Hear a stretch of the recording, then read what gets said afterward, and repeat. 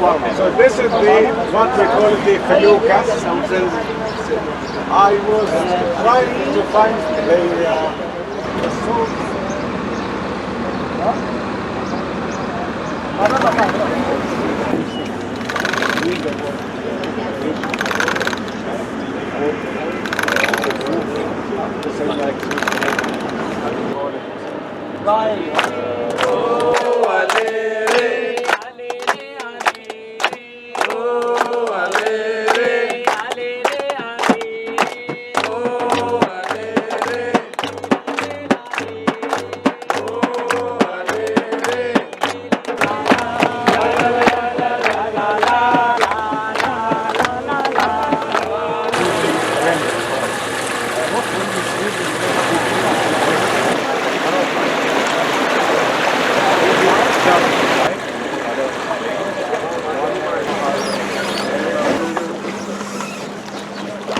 Hello.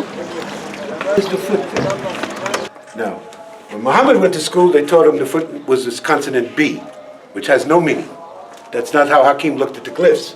He understood this to be the knee to the bottom of the foot, and it meant reliability, and was pronounced bay. The Greeks came along, made it beta, B, no meaning. It had a meaning, reliability. What does this mean? Well, water, reliability. The priest was known as the man who knows water, or the one who works with water. Now understand, this was major occupation. Water was a key understanding of these people, so you'd have a hydraulic engineer, somebody who drills the trenches, somebody's a dowser, would find the water, many, many different things. So the Ascot priest was very important, the one who knows water. Why is this the bay here? Because you can rely on the one who knows water. That's how we read the glyphs. Not consonants A, B, C, D, Jack and Jill went up the hill to get a glass of water. I brought a group here in the 2000s. There was a man named JP who was married to a Mexican lady named Myra. She was of Mayan blood. I was back in that same chamber just before talking about Satet. She kind of grabbed and said, Stephen, come here, I have to show you something. What? She said, this is a Mayan headdress. Sure, This is not native Commission. Yep. It's Quetzal feathers. It looks like, here's the priest, he's having himself disguised as a Mayan. So maybe there was a contact. And we know the other one goes back at least 3,300 years. So this is some more evidence we believe that there was contact between the Mayans and the Cometians.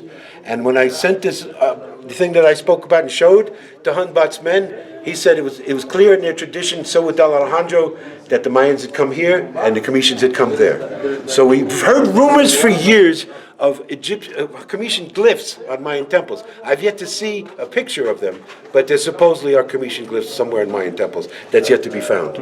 But we know that they were here. That's okay, I like Mayan Indians. It's fun. In the museum there were small pieces, small samples of this, and they had the door hinges. There is a red thing that shapes star. Right. That means this was the ceiling of a temple. Because it's supposed to be nude. You realize how Nude is perfect it always is, Marco? Yes. You're going to get hit. There was a big resonance chamber with the ceiling from granite. All destroyed. And then up inquired, as he said. But there's But if also you look at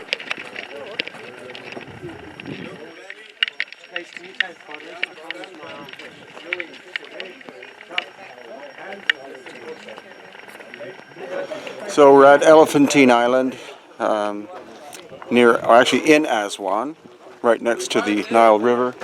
That is a super ancient artifact that is pre-dynastic, as in before the pharaohs. That's lost ancient high technology, and unfortunately what happened was either the dynastic people or the later cultures, the Greeks, the Romans, possibly the Christians, or even the Islamic people, moved these pieces here or found them here in a state of disarray, and they broke them into pieces to make smaller objects. So that's why we're missing a lot of the examples of lost ancient technology in Egypt.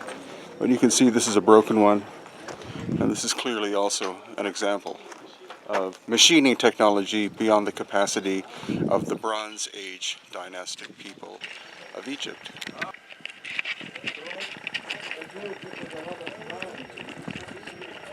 and this was another one. Huh?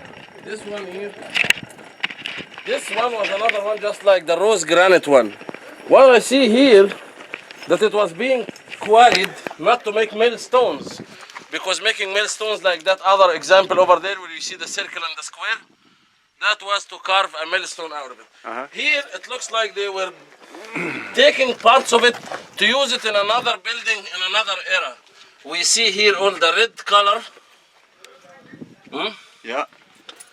So this part of the scene was going to be carved, and this part of the box was going to be used as part of the wall like the one we saw in the other temple on the other side. So when they wanted to cut it, after they painted it, it broke apart. It didn't break the way they wanted to. Right. So they just left it. So what age would you say the glyphs are that are painted on? I will say Greco-Roman. Greek-Roman. Yes, it looks like from the Greco-Roman era. Egyptian workers, because they still have this deep in their memories, how it used to be.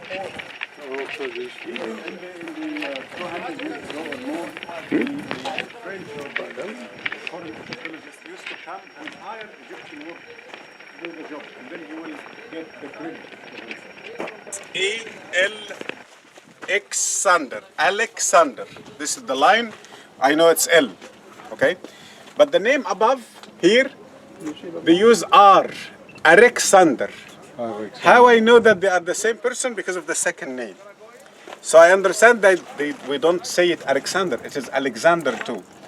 And I'm going to show you at Komombo Temple, the word Caesar is written with R and with L too. So it's not Caesar, but we know it's Caesar. So the Egyptians were mixing or using R as L and L as R.